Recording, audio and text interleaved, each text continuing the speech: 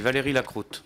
Oui, Monsieur le Président, merci. Alors, moi, nous attendions, le groupe des Républicains, nous avions beaucoup d'impatience et beaucoup d'attentes sur cette audition. Malheureusement, je vais faire part de la déception de notre groupe, même si cette audition était importante. On l'a bien vu pendant les débats sur le projet de loi ferroviaire, où nous avons eu de cesse que de poser des questions sur quelle est la structure de la dette, comment l'État va reprendre cette dette, quel est le calendrier.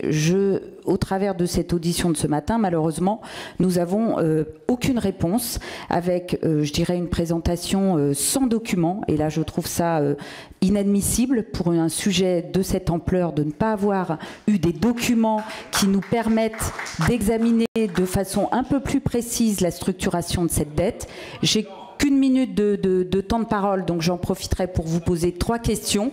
Mais je trouve que 1 minute par groupe, au vu du sujet, qui est un sujet récurrent depuis de nombreuses années, la règle d'or n'a pas pu être respectée, on se retrouve pauvres parlementaires ce matin à parler d'un sujet avec quand même des termes très techniques. Les attentes des Français, c'est d'avoir de la qualité, de pouvoir sortir la SNCF de cette situation et de la préparer à l'ouverture à la concurrence. Là, on a une présentation très nébuleuse. Je ne sais pas si les Français nous regardent, mais en tout cas, moi, en tant que parlementaire, je peux vous dire que même si j'avais le sentiment de comprendre le sujet SNCF et le sujet de la dette, au travers de l'audition de ce matin, c'est encore plus nébuleux qu'avant d'arriver à cette audition. Voilà, juste peut-être 2 questions et j'arrête.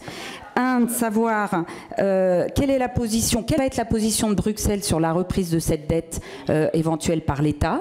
Quelles seront les incidences? Deuxièmement, peut-être plus à Monsieur Jeantet sur quels vont être les avantages de passer d'un statut d'EPIC à un statut de SA, peut-être avoir des précisions.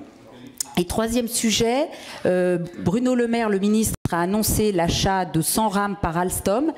Quel va être l'impact sur la dette, puisque la dette, si j'ai bien compris, est structurée en 2 pans, SNCF Réseau, SNCF Mobilité. Quel sera l'impact de l'achat de ces rames? Merci. Merci, chers collègues. Juste sur les sujets de documentation, je veillerai personnellement à ce qu'il y ait un compte rendu et qu'on puisse a posteriori avoir de la documentation de la part des intervenants. Voilà. Maintenant, non, mais le sujet est clos là-dessus. Question, Mohamed Lakila. Oui, Monsieur le Président, Mesdames et Messieurs.